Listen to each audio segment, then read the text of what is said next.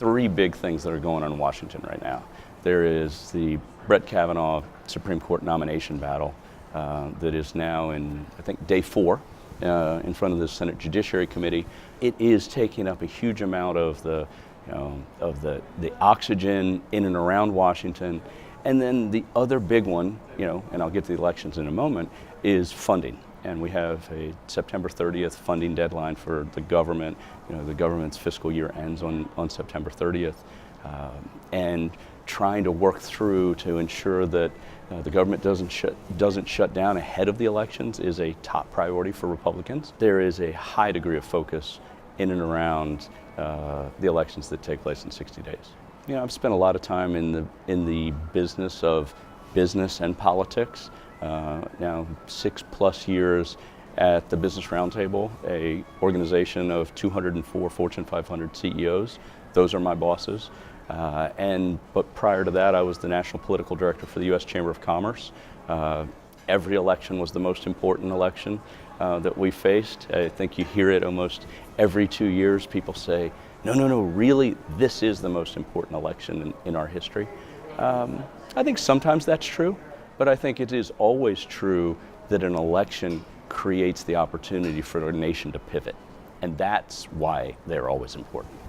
I think for the most part, if you run a public-facing company, a brand company, you are not terribly interested in getting aligned with one party or the other. And I think that our CEOs that I've come to know pretty well, they keep their politics pretty tight, their personal views and their personal politics. Their interest in and around policy is very different. I think that one thing that I've been struck with being at the Business Roundtable is the willingness to engage on important issues of public policy.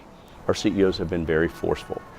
Similarly on immigration policy and trade, where we differ strongly with the administration.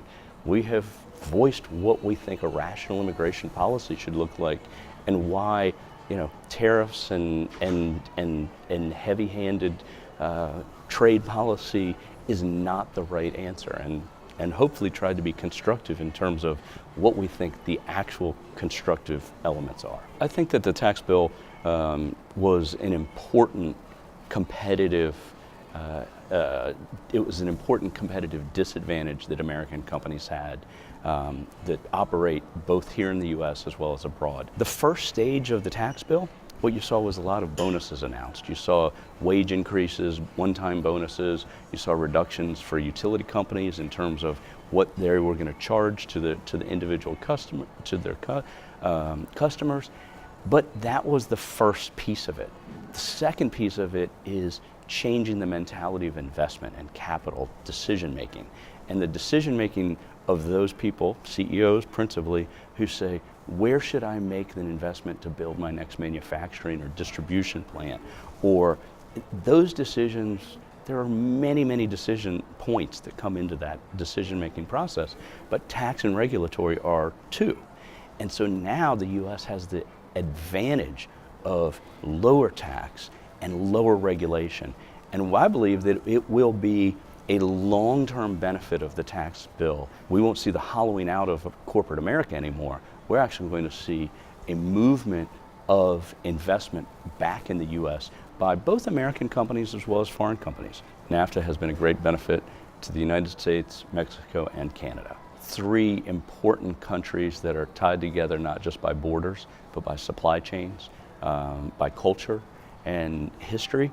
NAFTA was an incredibly important and valuable agreement.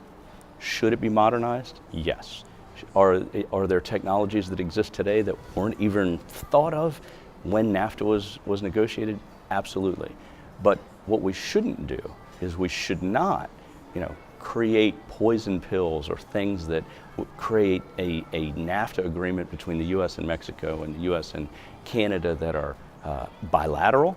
This should be a trilateral agreement. But we hold out hope that we're going to get a NAFTA 2.0 that modernizes NAFTA and makes sure that this region, this important North American region, stays as an important trading unit.